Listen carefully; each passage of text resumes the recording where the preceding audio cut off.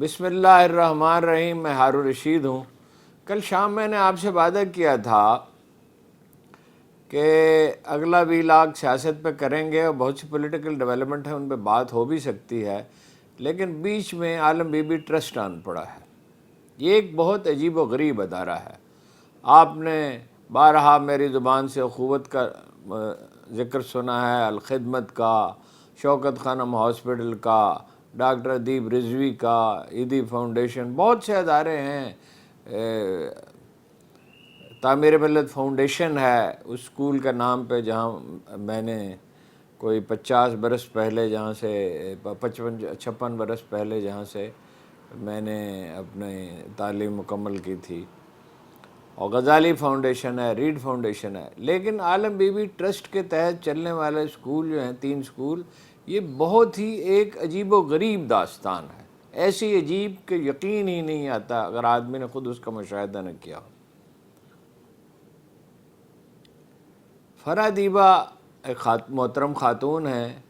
وہ بی اے کرنے کے بعد وہ محض تحقیق کی غرض سے کچی آبادیوں کو انہوں نے رخ کیا کہ جو لوگ بڑی اچھی آبادیوں کے ساتھ جو کچی آبادیاں ہیں جو ہر کہیں ہیں ملک میں، تو وہ بچے کیا کرتے ہیں. وہ بتاتے ہیں کہ وہ کچا جیل روڈ پہ، وہ کچا جیل روڈ اس لیے کہا جاتا تھا، تو ایک تو پختہ جیل روڈ ہے نا، ایک کچا جیل روڈ ہے. وہ بالکل کچی تھی اور 2013 میں وہ پختہ ہوئی. وہاں پہ برگد کے ایک درخت کے نیچے وہ بچوں سے باتیں کر رہی تھیں، تو انہوں نے دیکھا کہ ایک بچہ ان کے بیگ کو تاک رہا ہے. تو ان کے ذہن میں آیا کہ یہ بچہ چاہتا ہے کہ اسے کوئی ٹافی دی جائے، بسکٹ دیے جائیں. تو انہوں نے کہا کہ اس میں ہیں، ٹافیاں بھی ہیں، بسکٹ بھی ہیں، وہ میں آپ کو دوں گی، لیکن باتیں کرنے کے بعد. اس نے کہا مجھے نہیں چاہیے ٹافی اور بسکٹ نہیں چاہیے، مجھے کاغذ اور پینسل چاہیے. اس ایک جملے نے اس ٹرسٹ کی بنیاد رکھ دی. انہوں نے فیصلہ کیا کہ وہ ان بچوں کو خود پڑھائیں گی.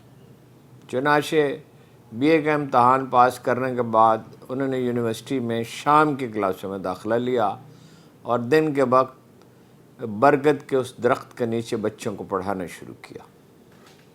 اپنے والد سے انہوں نے فرمائش کی تھی، جو ایک چھوٹا سا کاروبار چلاتے تھے، کہ وہ اپنے تعلیم سے فراغت کے بعد عمرہ کرنے کے لیے جائیں گی.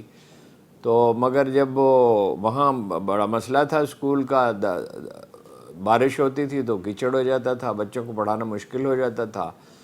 اور بچوں کے لیے ظاہر ہے بیٹھنے کی جگہ الگ، پھر ان کی ضروریات تھیں. یہ وہ بچے نہیں تھے جو فیس ادا کر سکتے تھے، نہ وہ کتابیں خرید سکتے تھے اور کاپی اور پینسل بھی نہیں خرید سکتے تھے. ان کا تو بیچاروں کا کھانے کا مسئلہ تھا. یہ وہ بچے تھے جو تعلیم حاصل کر سکتے ہی نہیں تھے، جن کی مائیں گھروں میں کام کرتی تھی، چھوٹے مزدور تھے، یہ سنگل پیرنٹس تھے، یعنی یتیم بچے تھے.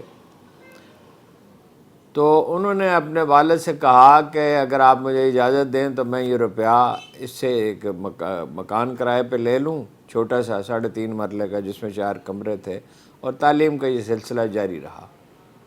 18 برس کے بعد اب یہ ایک عظیم الشان تعلیمی ادارہ ہے. ایسا ادارہ جس کی کوئی مثال شاید اس ملک میں نہ ہو، جس میں صرف تعلیم نہیں دی جاتی، بچوں کی تربیت کی جاتی ہے.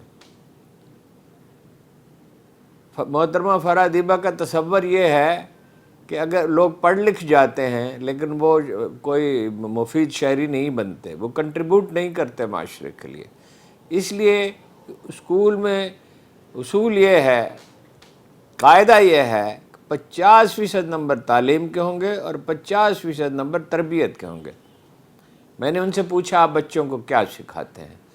انہوں نے کہا ہم بچوں کو سچ بولنا سکھاتے ہیں، ہم بچوں کو بتاتے ہیں کہ ایمانداری کی اہمیت زندگی میں کیا ہے. یعنی وہی بات جو قرآن مجید کہتا ہے کہ صرف وہ لوگ گمراہی سے بچیں گے جو مخلص ہوں گے. انہیں اخلاق سکھاتے ہیں، انہیں ڈسپلن سکھاتے ہیں، انہیں صفائی کی اہمیت سے روشناس کراتے ہیں. انہیں یہ بتاتے ہیں کہ صفائی صرف خارجی نہیں ہوتی، داخلی بھی ہوتی. مجھے اسکول میں جانے کا اتفاق ہوا اور میں حیران رہ گیا. 2 دفعہ اسکول میں جانے کا اتفاق اور میں حیران ہو گیا. ایک دن تو میں نے کافی وقت وہاں پہ گزارا اور ہر کلاس میں گیا کہ اس کے باوجود کہ عمارت حد درجہ سادہ تھی، نہایت سادہ عمارت، اور بعض جگہ پہ تو یہ تھا کہ بس بیچ میں پردہ تان دیا گیا تھا، اب ظاہر وسائل کم ہیں، لیکن بچے اتنے مؤدب، اتنے شائستہ تھے، اور ایسی چیزیں میں نے وہاں دیکھی، ان کے ہاتھ کی بنائی ہوئی تصاویر دیکھی، ان کے ہاتھ کا بنایا ہوا دنیا کا نقشہ دیکھا، اور ایسی سلیقہ مندی کہ جو بہترین سکولوں میں بھی نظر نہیں آتی، بلکہ جن سکولوں کو بہترین کہا جاتا ہے اس میں تو بچوں کو بگاڑا زیادہ جاتا ہے، اور ان میں سے تو زیادہ تر بچے ایسے ہیں جن کو ہم اعلیٰ درجے کے سکول کہتے ہیں، جو ملک میں رہنا ہی نہیں چاہتے۔ یہ وہ بچے ہیں جو اس ملک میں رہنا چاہتے ہیں۔ پھر یہی نہیں ہے کہ انہیں تعلیم دی جاتی ہے، جب وہ وہاں سے اپنا میٹرک کا امتحان 3 کیمپس ہیں، ایک 2 کچا جیل روڈ پہ ہیں، اور ایک شہر سے باہر ہے، ایک فیکٹری اونر ہیں، انہوں نے اپنے طور پہ اس کا بندوبست کیا ہے، اور وہ یہ پسند نہیں کرتے کہ ان کا نام لیا جائے، لہٰذا ہم ان کا ذکر نہیں کر رہے، میں نے پوچھا ہی نہیں ان کا نام۔ تو جب وہ بچے پڑھ جاتے ہیں، پھر کالج میں جانے کا مرحلہ آتا ہے تو انہیں وظائف دیے جاتے ہیں، اور جو بچے تعلیم کی بجائے کوئی ہنر سیکھنا چاہتے ہیں تو انہیں ہنر سکھایا جائے۔ ایسے 200 بچے ہیں جو اب کچھ کالجوں میں پڑھ رہے ہیں اور کچھ سیکھ رہے ہیں، اور کچھ برسر روزگار ہو گئے ہیں۔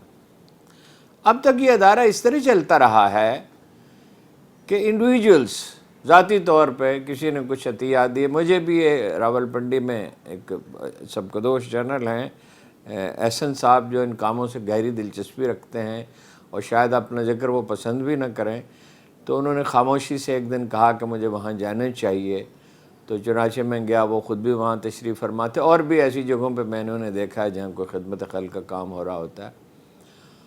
تو میرے لیے یہ بڑا ہی انوکھا تجربہ تھا کہ ایسے غریب بچے، اور جو اتنے کمزور پس منظر سے آئے ہیں، جن کے والدین ان کی تربیت تو کیا ان کے لیے کھانے پینے کا بندوبست بھی نہیں کرتے، ان میں اتنی شائستگی اور اتنی نفاست کیسے آ گئی؟ اس کی ایک وجہ یہ ہے کہ جو اساتذہ انہیں پڑھاتے ہیں انہیں بتایا جاتا ہے کہ آپ ملازم نہیں ہیں اس ادارے کے، آپ ٹیم کے ممبر ہیں، آپ ایک اعلیٰ اخلاقی فریضہ انجام دے رہے ہیں۔ انہیں اس علاقے میں، چونکہ یہ بڑا محروم علاقہ ہے جس میں زیادہ تر غریب لوگ رہتے ہیں، اس علاقے میں جو پرائیویٹ سکولوں میں جو تنخواہ دی جاتی ہے اس سے زیادہ تنخواہ دی جاتی ہے۔ جب بچے ان میں سے کوئی بیمار ہو جائے تو اسے قرض حسنہ دیا جاتا ہے، ان کی حوصلہ افزائی کی جاتی ہے کہ وہ مزید تعلیم حاصل کریں، اس میں ان کی مدد کی جاتی ہے۔ چنانچہ اب یہ ایک ایسا ادارہ بن گیا ہے جو فروغ پذیر ہے، اور دلچسپ بات یہ ہے کہ کارپوریٹ بزنس سے، کسی این جی او سے، کسی حکومت سے، کہیں سے کوئی مدد نہیں لی جاتی۔